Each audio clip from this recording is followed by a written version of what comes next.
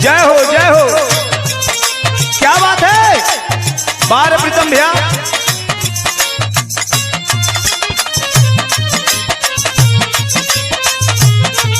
मिजाज में ब्रजेश।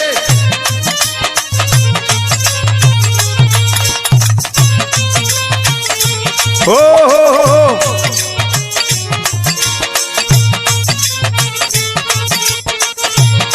क्या बात है। बार प्रकाश भैया,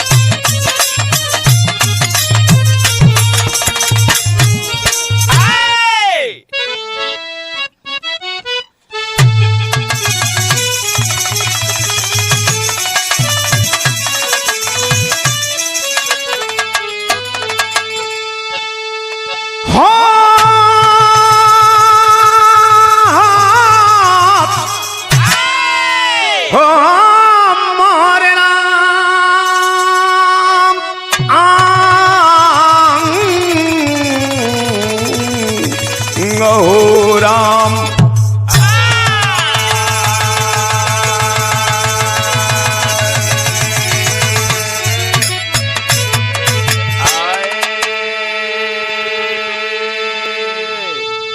विरहा के सभी सम्मानित श्रोता बंधुओं का हार्दिक अभिनंदन वंदन स्वागत करते हुए चंदौली जिला के चहनिया के अंतर्गत बाबा किनाराम स्टूडियो में हो रही है ये विरहा। आप सभैया लोग आरपी म्यूजिकल इंटरटेनमेंट के माध्यम से, चैनल के माध्यम से आप सभैया लोग सुनेंगे।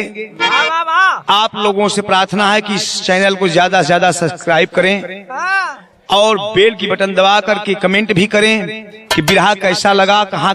एक पौराणिक विरहा आप सभैया लोग के बीच में जा रहल बा। आइए हमारे साथ भूमिका संकेत है। बांध कर ताज ऋतुराज हंसने लगे, करते कुलेल कुंजन में गुंजन भ्रमर, रस भरी मंजरी रस लुटाने लगी, प्रेम पानी में डूबा दीवाना जिगर, विष्णु भगवान वन में विचरते रहे, हो गया कांति कानन में शिव से मिलन, कर नमन शिव जी बोले नरम हो बचन, आपकी लीला अनमोल जग में सुजन।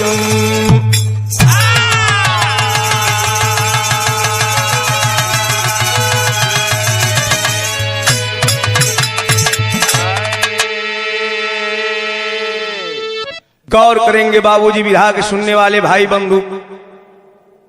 एक बार भगवान विष्णु और भगवान भोलेनाथ दोनों लोग वन भ्रमण की इच्छा से वन में निकल पड़े और जब घोर जंगल में पहुंचे हैं लोग, दोनों लोग से मुलाकात होती है। भगवान भोलेनाथ भगवान विष्णु से कुशल क्षेम पूछते हैं, भगवान विष्णु भगवान भोलेनाथ से पूछते हैं।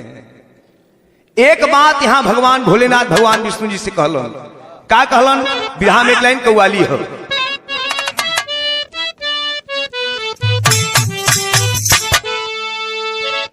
कौनो लड़की कौनो लड़का से, चाहे कौनो लड़का कौनो लड़की से एगो बात कहले रहे, और नजरे मिला मिला के, और नजरे मिला मिला के मुस्कुराइए गया, नजरे मिला मिला के मुस्कुराइए गया।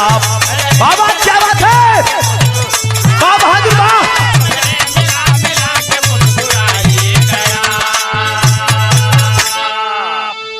तक कौहाली का नमूना रहल। लेकिन गौर करेंगे विधा के अंतर्गत कवि जी कितना सुघर बात लिखले हुन भगवान भोलेनाथ भगवान विष्णु जी से कहत हुन।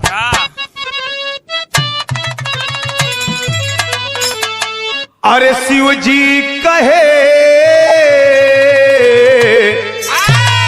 अरे शिव जी कहे न भूलेंगे उपकार आपका, शिव जी कहे न भूलेंगे उपकार आपका।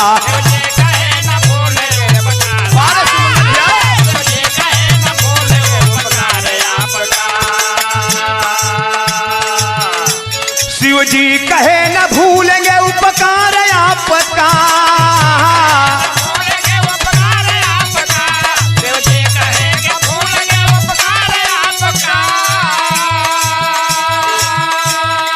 और शिव जी कहे न भूलेंगे उपकार आपका।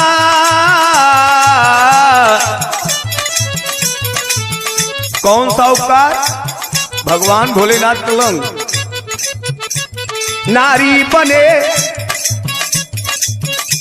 नारी बने जब गजब था श्रृंगार आपका, नारी बने जब गजब था श्रृंगार आपका।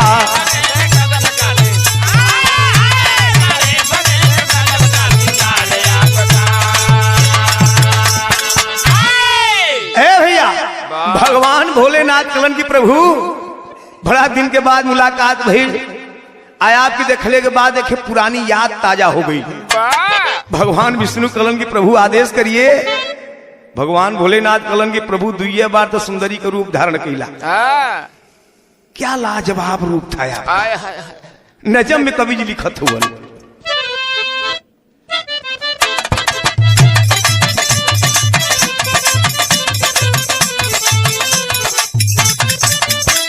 वह रूप मोहनी का एक बार फिर दिखा दे।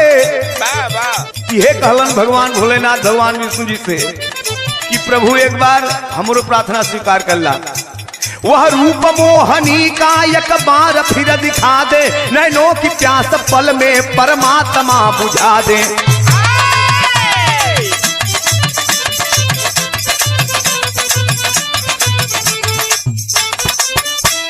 कजरारी प्यारी आंखें बारे भरदानी भगवान विष्णु जी से कहते कि प्रभु जौने घड़ी सुंदरी का रूप धारण कैले रहा या कटिली आंख रहा आपको। कजरारी प्यारी आंखें पतली बहुत कमर थी, लगता 16 बरस से अधिक नहीं उम्र थी।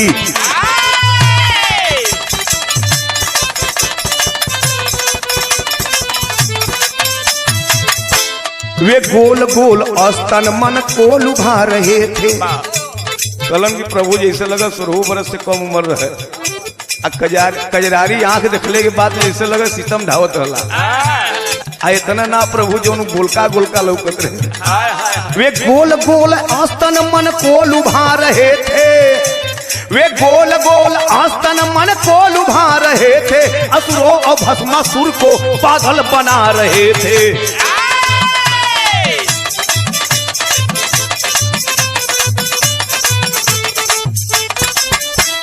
असुर समझ न पाए,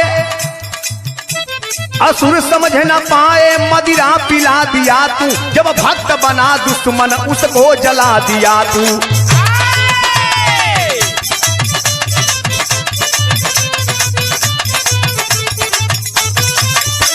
है आरजू हमारी एक बार बने नारी, है आरजू हमारी एक बार बने नारी। होगा न कोई गड़बड़ भगवान चक्रधारी।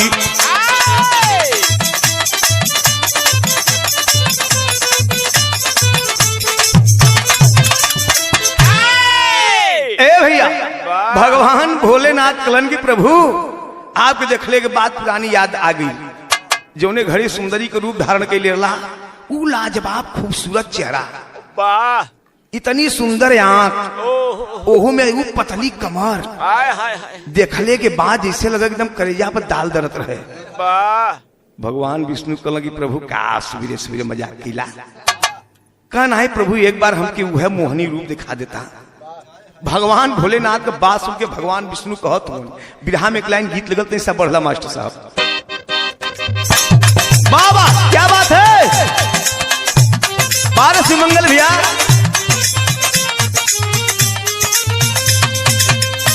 कौनो ही मेहरारू को परेशानी बा,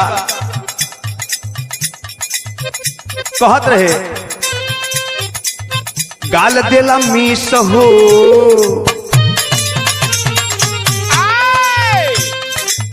गाल देला मीस हो बरता खीस हो,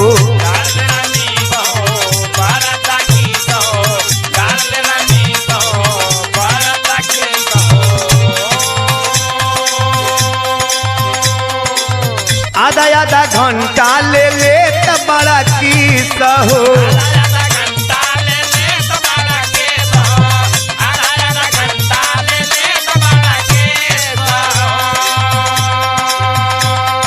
अरे आगे जानी बढ़ देखा छूटता पसीना, आगे जानी बढ़ा देखा छूटता पसीना पसीना पसीना, आवाए फूल गेना हो, आवाए फूल गेना डोलावता निबेना, आवाए फूल गेना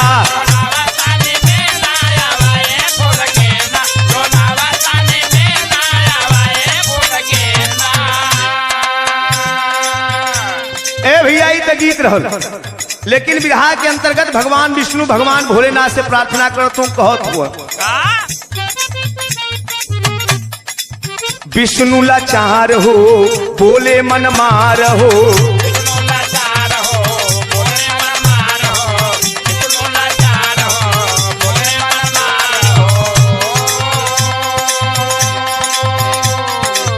विष्णु लाचार हो बोले मन मार हो, भगवान भोले सुना बिनती हमार हो, भगवान भोले सुना बिनती हमार हो, भगवान भोले सुना बिनती हमार हो। कवन नशा कैला आज मस्त भइल चोला, हाँ चोला हाँ चोला, बोलाए बम भोला हो, बोलाए बम भोला गाजा की भांग गोला, बोलाए बम भोला गाजा की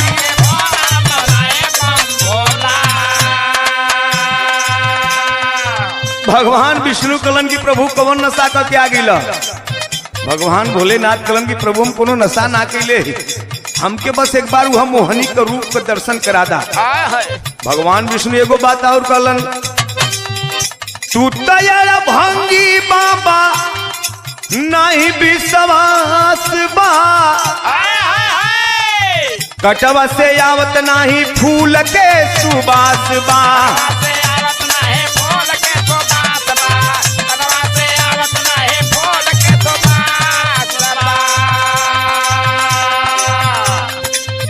अंजनी के द्वार हो कैला एक बार हो, अंजनी के द्वार हो कैला एक बार हो, अंजनी के द्वार हो कैला एक बार हो,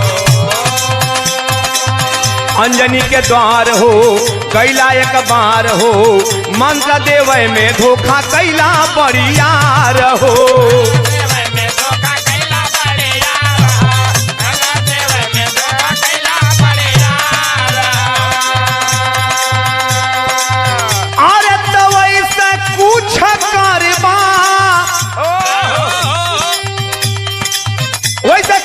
आभास कुछ होला हाँ होला हाँ होला, बोलाए बम भोला हो, बोलाए बम भोला गाजा की भांग गोला, बोलाए बम भोला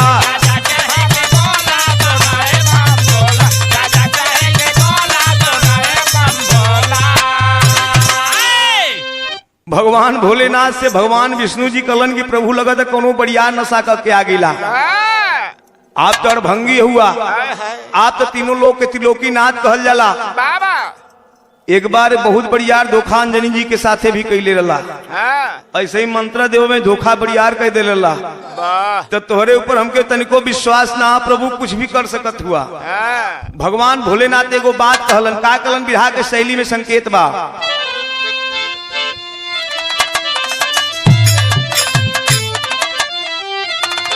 अरे मोरे राम माना मोरा बचनिया ए हरि, अरे माना मोरा बचनिया ए हरि, शिव जी कहे शर्म से बिगड़ी नाही पनिया। अरे हाँ पनिया पनिया पनिया पनियो पनिया, शिव जी कहे शर्म से बिगड़ी नाही पनिया, माना मोर बचनिया ए हरि। भगवान भोलेनाथ कहलन की प्रभु ऐसा कोनो काम न करब जोने से कि आपके कोनो तरह का दिक्कत हो, परेशानी हो, ठेस लगे। भगवान विष्णु जी कहलन कि प्रभु हमके तनिको तोहरे पर विश्वास ना हो, कब खेला कर जीबा। चौकड़ा में भाव लिखत होन कवि जी। अरे भरमाए भोला विष्णु को बार बार यही करत रतन,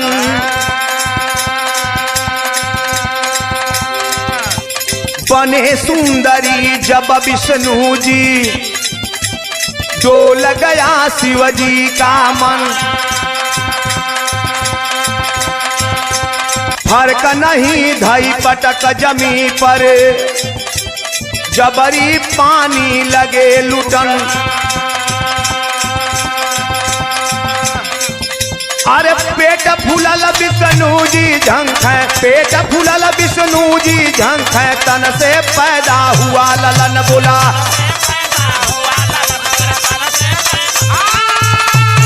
बाबा बहादुर लाल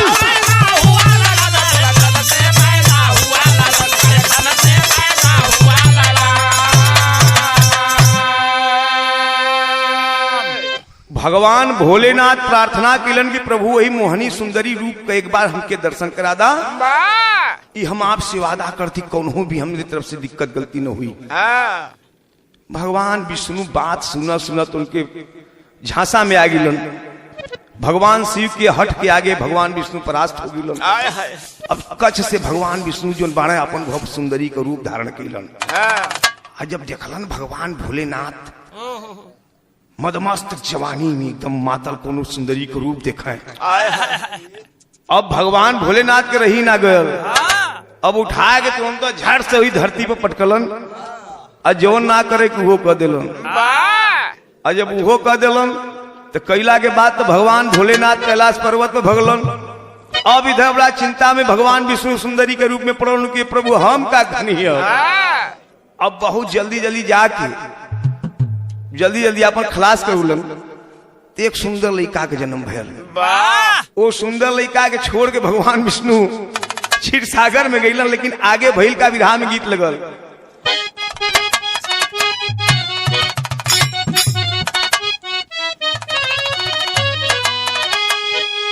यह गीत बा अरे गौरहा के गईला अलवट की करिया नौकरिया पिया छोड़ी दा। अरे जन जाया कोयलरिया नौकरिया पिया छोड़ी दा।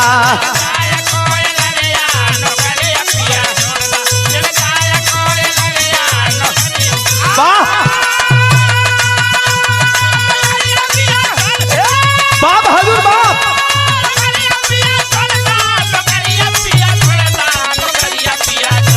जन जाया कोयलरिया नौकरिया पिया।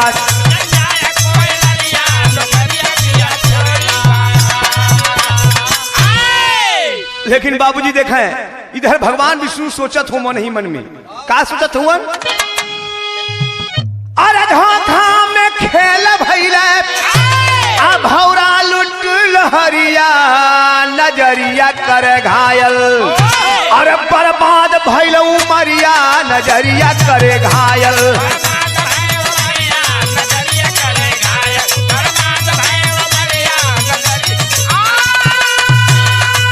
बारह प्रकाश भैया बाबा क्या बात है सुमंगल भैया।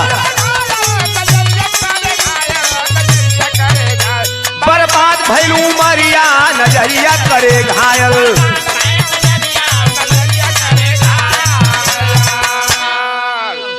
अरे छोड़ के सुवन बन में विष्णु पर आए,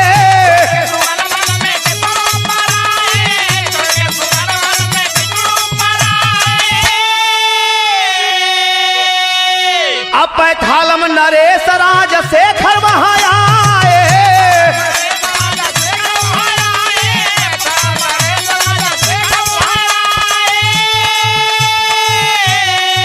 अरे तब पाए ललन को पंपा नदी कछरिया नजरिया करे घायल। बर्बाद भैलू मरिया नजरिया करे घायल।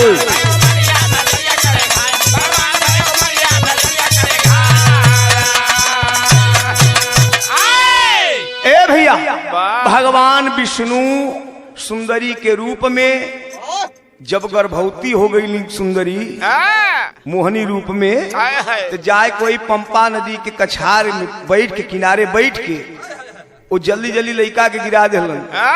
आ गिरौले के बाद वो सुंदर लड़का कोई पंपा नदी किनारे छोड़ के इधर भगवान विष्णु अपने क्षीर सागर में चल गईलन। अब तब तक एगो घटना घटल। घटना का घटल, पैथालम का राजा राजशेखर वन में घूमत सैर करत वही नदी के किनारे गिलन। आ जब लड़का के रोवे के आवाज मिलल तो राजा राजशेखर लड़का के पास गयल हुन और उठा के लड़का के लेके गोद में अपने घरे खातिर चलन हुआ। यह सोचत हुन। बिरहा में गीत लगल मास्टर साहब,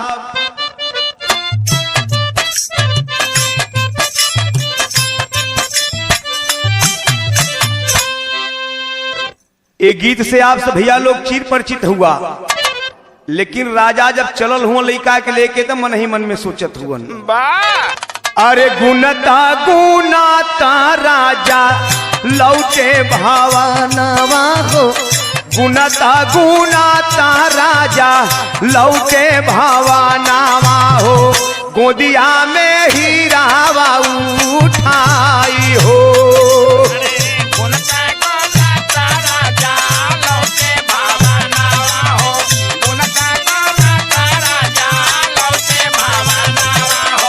गोदिया में हीरावा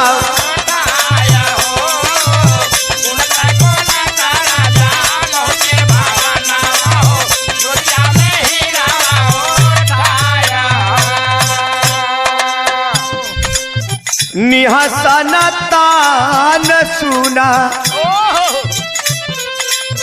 निहसन तान सुना राजा घरनावा हो, निहसन तान सुना राजा घरनावा हो, 1400 खुशी गइल छाया हो। निहसन तान सुना राजा घरनावा हो,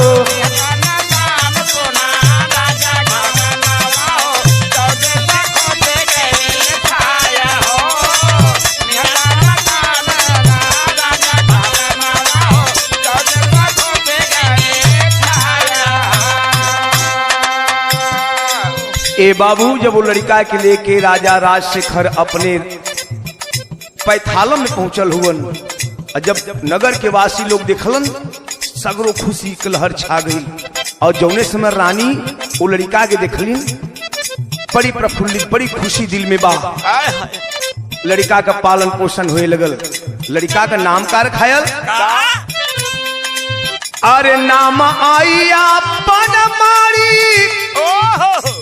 कांतन रखाइल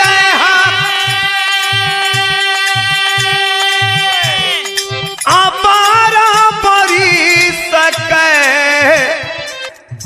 आसुअन जाब भइल हो। किस माता रानी जी का जन्मल लाला नामा हो, किस माता रानी जी का जन्मल लाला नामा हो, मरकरता जहारा जहानाया हो। किस माता रानी जी का जन्मल लाला नामा हो, किस माता रानी जी का जन्मल लाला नामा हो, मरकरता जहारा जहानाया हो। ए बाबू राजा राजशेखर जब वो लड़का के लेके अपने राजमहल में आल हो, रानी लड़का के लेके गोद में खिलाओ थे और बड़े ही लाड प्यार के साथ वो लड़का के पालन पोषण हो था। लड़का के नाम का रखायल अय्यप्पन मणिकांतन। बड़ा खुशी है। लेकिन देखें इधर भगवान की लीला भी अपरंपार है। ए बाबू इधर 12 साल के जब मणिकांतन भइलन तब तक एक खुशी की लहर आउट छा गई।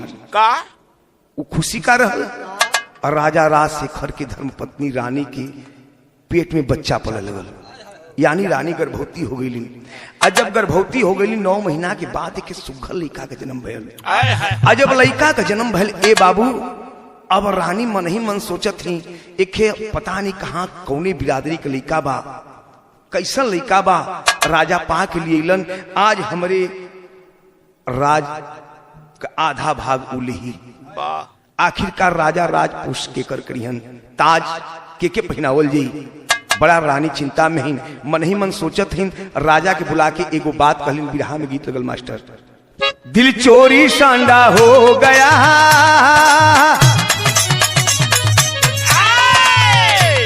दिल चोरी सांडा हो गया, अब की करियो दिल चोरी सांडा हो गया।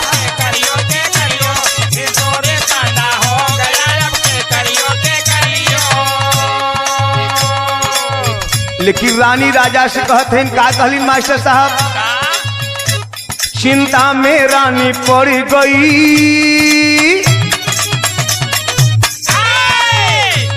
चिंता में रानी पड़ गई, अब का होई चिंता में रानी पड़ गई, का होई चिंता में रानी पड़ गई, अब का होई चिंता में रानी पड़ गई, अब का होई चिंता में रानी पड़ गई, अब का होई दिलवा में उलझन, दिलवा में उलझन बढ़ गई, का होई दिलवा with उलझन बढ़ गई का होई का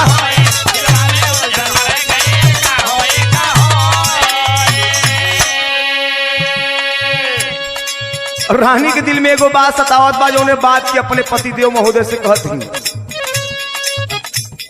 मणिकंदन जब होगा जवान राज ताज लेगा बेईमान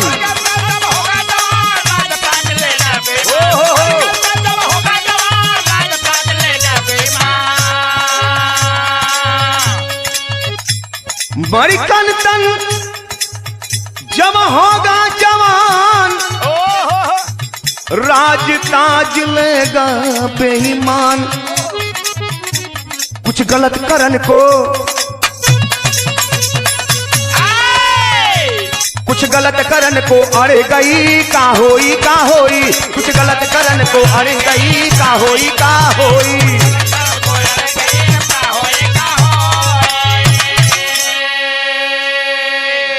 रानी अपने पतिदेव महोदय से यानी राजा से कहलिन कि स्वामी एक है अपन खून जोने खून के 9 महीना अपने खून में और पेट में पाल के जन्म देली आज वो लड़का का आधा का बंटवारा करवा देला पता नहीं कौने बिरादरी के लड़का आप उठा के लेके अला राजा कहलन कि हाँ प्रिय तुम सही कह रही हो। अब रानी एगो काम कैलिन काम का कैलिन मास्टर साहब यहाँ में पहपट संकेत बा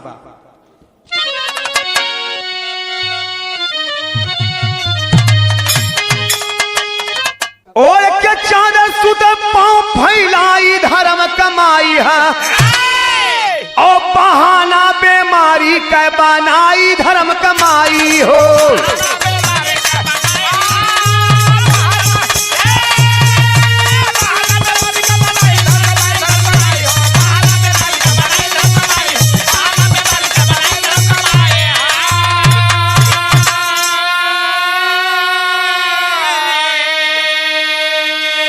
ए भैया इधर रानी राजपाट का चिंता दिल में सतावत बा रानी जाके चादर ओढ़ के सुत गई बीमारी का बहाना बनौली राज वैद आए इलाज करना शुरू किए लेकिन कोई और फायदा नहीं हुआ।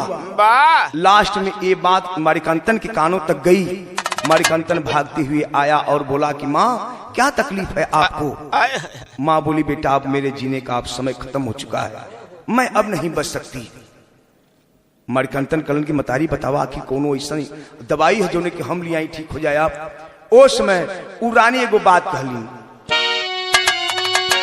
अरे हमारे जियले के दुनिया में बस एक ही दवाई है, और बाघिर का दुधला बहादुर कोई दे तो पियाई हो। रानी कलीन की बेटवा अगर हमके जियल देखल चाहत हुआ, अगर हमें जिंदा देखल चाहत हुआ तो एगो काम करे के पड़ी।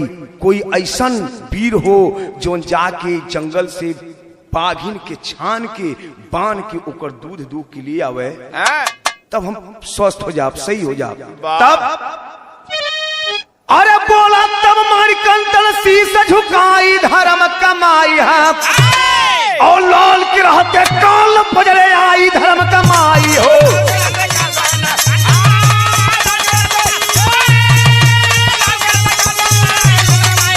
बाबा क्या बात है।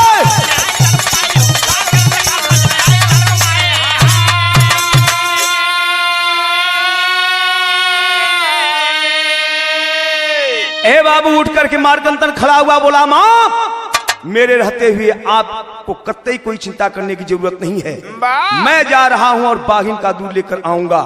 आल्हा में संकेत मास्टर।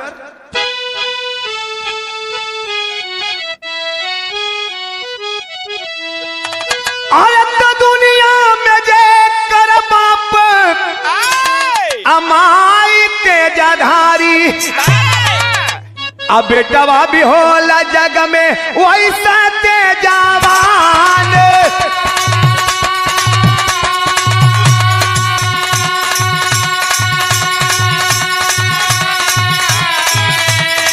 मुनि के सब कर राखी बनल बाटी,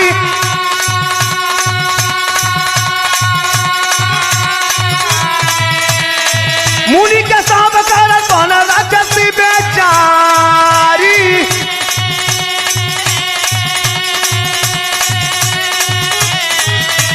मुनि जी बतावला उधार का निदान,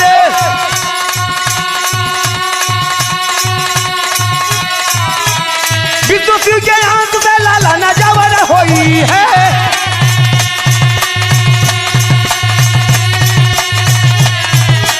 ओ नहीं तो मुक्ति तो के मिल जहान,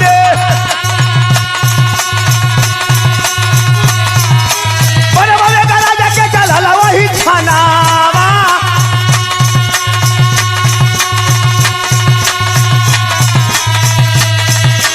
मणिकंतन जंग किया है जहान,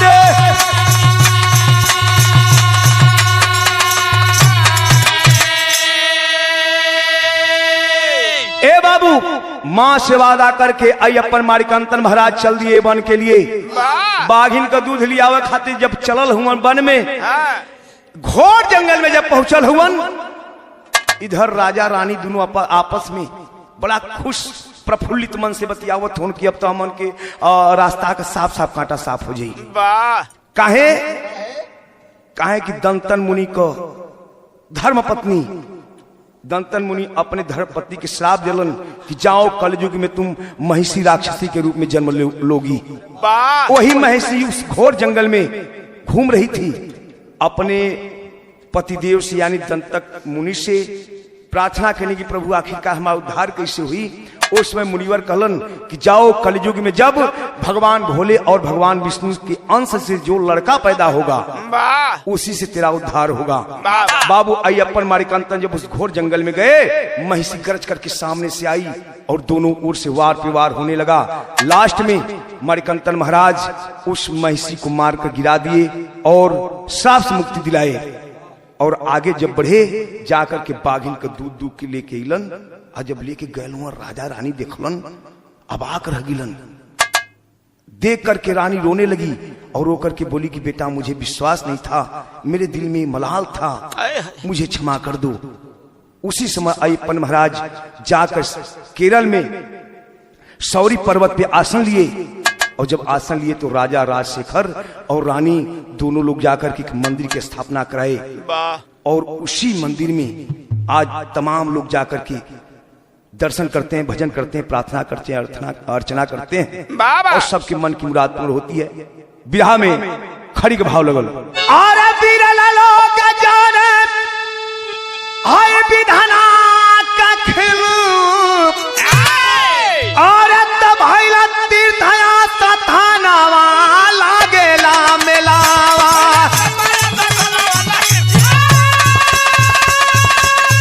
बाबा क्या बात है।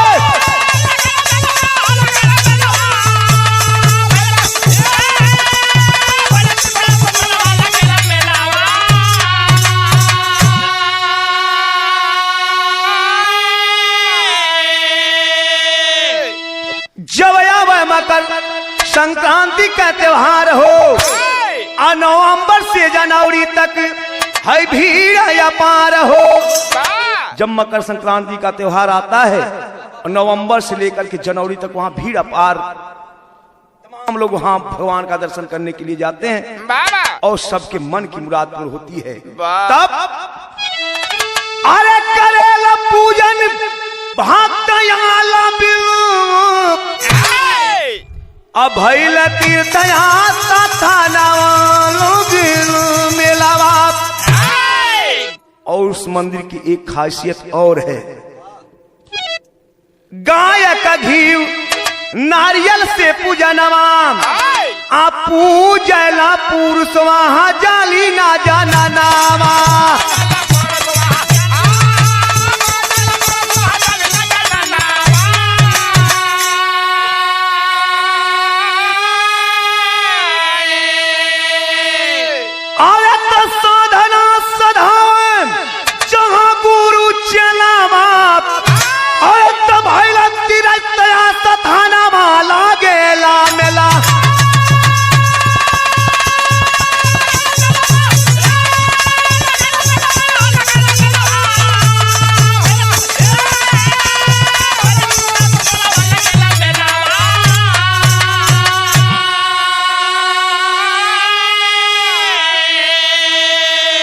गुरु गणेश गुरु रामलाल गए स्वर्ग में बच्चन पावन, रामदेव चंद्रिका कवि पुजारी राम खेलावन।